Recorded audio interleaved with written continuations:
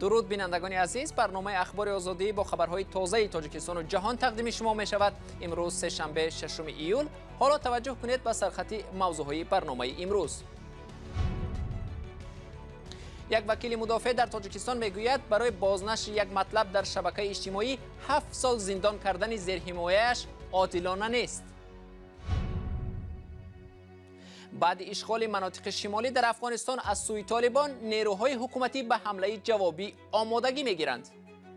تا وقتی که قدر خون داریم، ای ملت، ای خاک دفاع میکنیم و ایستاد. حیات در دهات مرزی ناحیه اسفره به تدریج آرام می شود، ولی نگرانی های ساکنان از تکرار ناآرامی ها هنوز باقی است. او روز استون میخ زد و سیان تق تق گفته نبیریچه ها ترسید. رستم ممجانوف، یکی از فعالان حزب دموکراتی تاجیکستان در ولایت سوخت، با اتهام بازنشر نوار سازمان‌های ممنوع به 7 سال زندان محکوم شد. دادگاه او را به آن عیبدار کرده است که چند نوار سخنرانی شراف‌الدین گدایف، یکی از فعالان مخالفان را در شبکه اجتماعی فیسبوک بازنشر کرده است. وکیل مدافع او قرار دادگاه را ناعادلانه خوانده میگوید ممجانوف از سازمان‌های ممنوع پیروی نکرده است. جزئیات بیشتر این قضیه در گزارش شهلای عبدالله و مولا رجب یوسفی از شهر دوشنبه. رستم ممجانوف 59 ساله ماه مارس سال روان از سوی مأموران کمیته دولتی امنیت ملی بازداشت شده است. اتهام اساسی نسبت او پهن کردن نوارهای سخنرانی شراف‌الدین گدایف، یکی از فعالان مخالفین می باشد.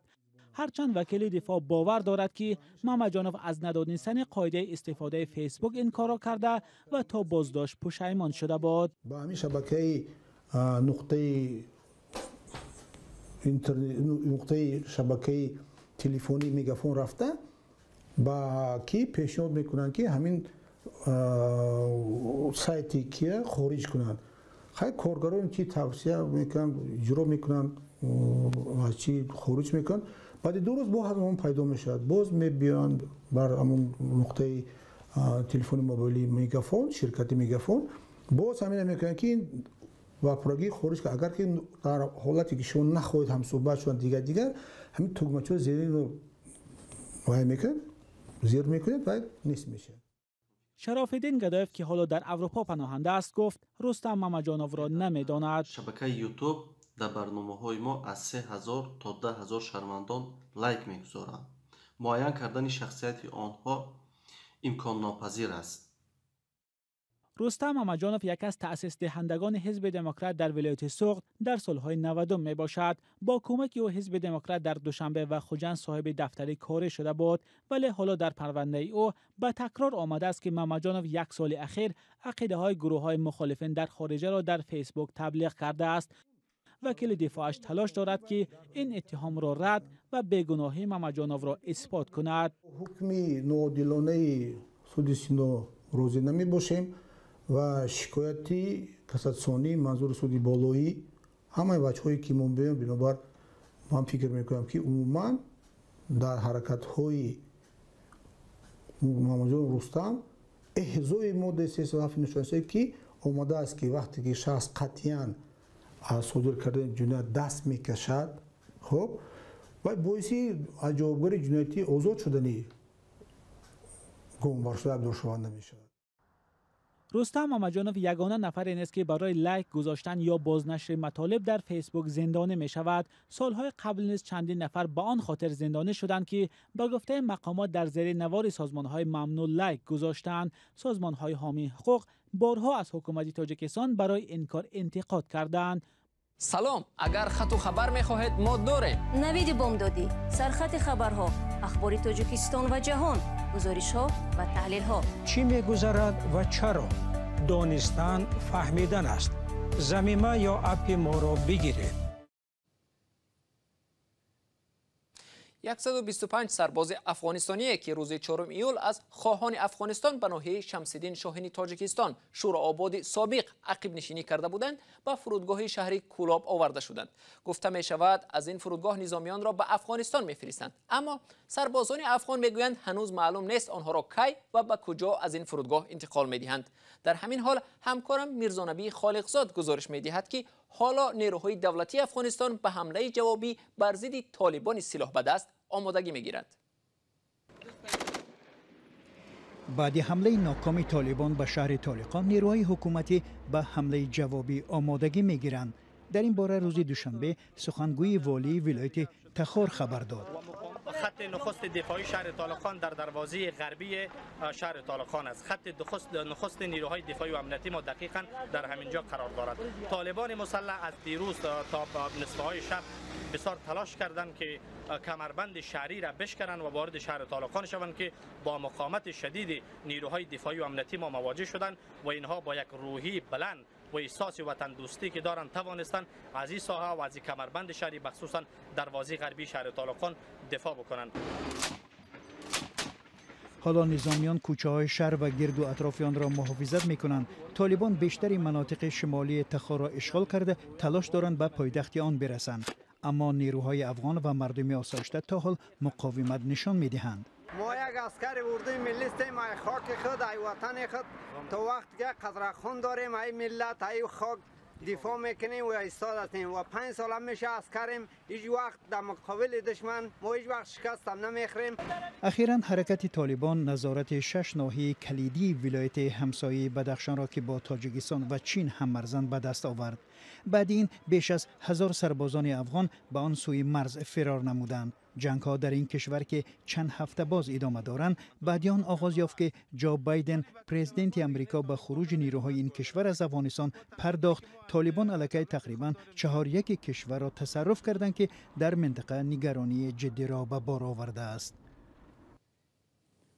موضوع افغانستان را ادامه می‌دهیم. در افغانستان با وجود آنکه که چند روز اخیر بسیاری از ولسوالی‌های شمال این کشور به دست سلاح به دستان طالبان گذشته است، اداره و نهادهای حکومت افغانستان فعال میباشند. از جمله اداره مبارزه با گردش غیرقانونی مواد مخدر و کشف و محو کردن مخدرات در منطقه‌های زیر نظارت دولت مشغول است. شهلا گلخواجه موضوع را ادامه می‌دهد. اداره مبارزه با گردش غیرقانونی مواد مخدر در افغانستان میگوید روز 1 ایول 67 تن مواد مخدر را محو کرده است.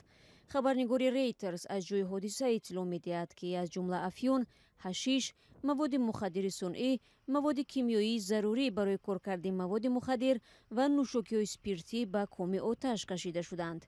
نماینده اداره سازمان ملل متحد در امور نظارت بر گردش مواد مخدر و جنایت‌های متشکلانه تاکید می‌کند که این نهاد یک برنامه مبارزه با کشت و استحصال مواد مخدر در افغانستان در سال 2021-2025 را تهیه می‌کند. این عمل شهادت دستگیری سازمان ملل متحد از تلاش‌های حکومت افغانستان در مقابله با قاچاق مواد مخدر، جنایت‌های متشکلانه و تمام شکل‌های تروریسم است. در 10 سال گذشته اداره سازمان ملل متحد در امور نظارت بر گردش مواد مخدر و جنایت‌های متشکلانه قاطعانه از مبارزه حکومت افغانستان با معاملات غیرقانونی مواد مخدر پشتیبانی کرده است. در 10 سال گذشته افغانستان در تولید و گردش تخمیناً 85% مواد مخدر غیرقانونی سراسر دنیا که سرچشمه ناآرامی‌ها و آشوب، جنایت‌های فراملی، استعمال مواد مخدر و افزایش سرایت HIV سپید میباشد سهم داشته است. منصبداران افغان هم تصدیق میکنند که معامله غیرقانونی مواد مخدر در ناآرامی افغانستان سهمگذار میباشد. مخدره توکی که مختلف انواع لري. نمودهای گوناگون معاملات با مواد مخدر سببگار ناآرامی، افزایش جنایتکاری و تحکیم گروه‌های مافیایی افغانستان میباشد. او د مافیایی باندونو د تقویه باعث شوید. چندین سال این جانب افغانستان کلانترین صادرکننده افیون در عالم به شمار رفته تا 90% افیون خام در این کشور استحصال می شود. طبق نوشته خبرنگاری ریترز، اخیراً در افغانستان هزارها تن مواد مخدر استحصال شده است که از تقاضای سراسری خیلی بیشتر می باشد. از مناقشه خونین مسلحانه میان تاجیکستان و قرقیزستان 2 ماه سپری شد، اما آثار آن هنوز باقی است. ساکنان میگویند بر ضمن تلفات مالی و جانی این مناقشه روی روح و روان مردم خصوصا طفلان آثاری بدی گذاشته است. کودکان حتی صدای میخکوبی بالغ را تیرپرانی میپندارند و میهراسند. همکارم فرزان محمدی با ساکنان دهه‌های نزد مرزی صحبت داشت و این گزارش را تهیه کرد. پس از 2 ماه مناقشه مسلحانه در مرز تاجیکستان و قرقیزستان، مرزی‌ترین دهه‌های شهر اسفره امروز ظاهراً آرام به نظر می‌رسند، ولی ساکنانش میگویند هنوز هم آثار آن رخداد سنگین باقی مانده است. ترس چه نبوده است. ترس خوب بینه کودکا حالی هم میترسه. او روز استون میخ زد و سیان تق تق گفته نبیریچه ها ترسید.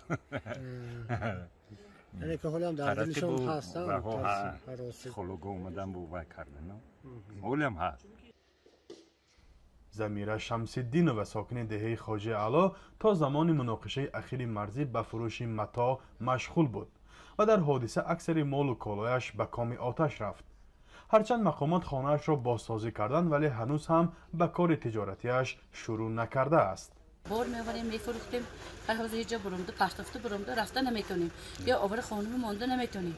چون واقعا یگان با نقشی روی می‌دهند، یگان بدی روی می‌دهند. گفتم من خیلی همه قدر من بود. اکثر ساکنان دهه‌های مرزی به کار کشاورزی مشغول هستند و یا قسمی از مردان خانواده به مهاجرت مهنتی می‌روند.